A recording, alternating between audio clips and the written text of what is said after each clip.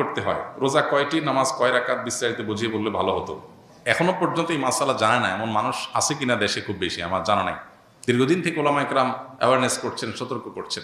দেখুন, লাইলাতুন নিসফে মিন শাবান, মধ্য শাবানের রাত, এর ফজিলত সাব্যস্ত আছে।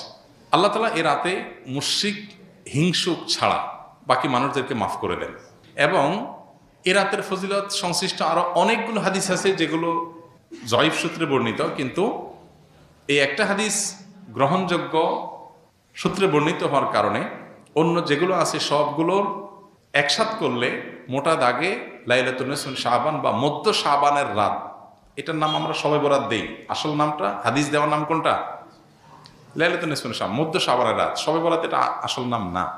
তো এই মধ্য শাবানের রাতের ফজিলত সাব্যস্ত হয়, কিন্তু এইটাকে আমরা যেইভাবে যারা পালন করি তারা যেভাবে ঘটা করে করি, যেমন সারা রাত জেগে ইবাদত করা আল্লাহর ক্ষমা লাভের জন্য বা মাগফিরাত লাভের জন্য, যাতে মাগফিরাত হয়, গুনাহে ক্ষমা হয়, সেটা আপনি চেষ্টা করছেন। এটা আপনার ব্যক্তিগত অ্যাপ্রোচ থেকে আপনি করলেন।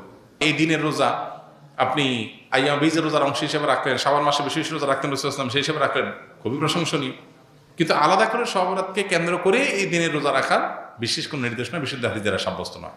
এর বাইরে এই রাতকে শবে বরাত, ভাগ্যের রাত মনে করা। বরাত মানে ভাগ্য, আর বরাতের আরেকটা অর্থ হলো মুক্তি। মুক্তির অর্থে ঠিক আছে শবে বরাত, আল্লাহ মানুষকে মুক্ত করেন, কিন্তু ভাগ্যের অর্থে ঠিক নেই।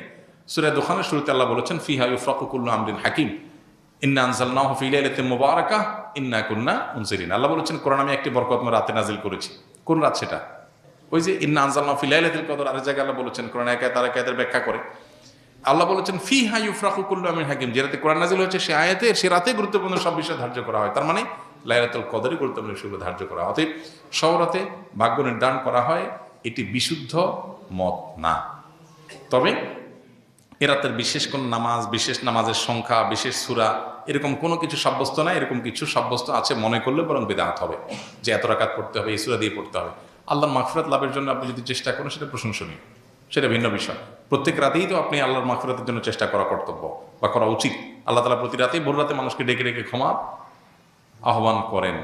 এই জন্য শবে বরাতকে ঘিরে রাতের বিশেষ নামাজ, বিশেষ পদ্ধতির নামাজ নাই। তবে এ রাতে ক্ষমার বিষয়টা সুসাব্যস্ত, ক্ষমা লাভের চেষ্টা করা এটা গ্রহণযোগ্য।